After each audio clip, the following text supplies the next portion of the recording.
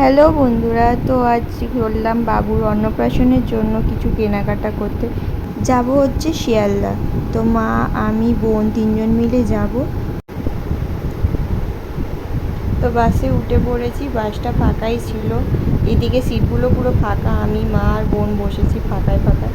এই শিয়ালদায় নেমে দেখি প্রচুর নাইটি। তো দেখতে দেখতে কাঁসার দোকানটা মা দেখতে পেয়ে গেল। তো আমরা কাঁসার দোকানে ঢোকার সামনেই একটা খুব সুন্দর গোপাল রাখা ছিল। গোপালটা দেখে মানে চোখ সরানো যাচ্ছিল না, এত সুন্দর। দেখো গোপালটা এত সুন্দর, কি বলবো। দোকানের ভেতরেও অনেক ছিল ঠাকুর, অনেক রকমের, সব রকমের ঠাকুর ছিল পেতলে। তো তারপরে এইদিকে মা থালা দেখা শুরু করে দিল, অনেকগুলো থালা দেখা হলো। তো এই যে আমার এই হাতে এইটা পছন্দ হয়েছে, তো এইটা থালাটা নেওয়া হলো, এইটাই সিলেক্ট করা হলো।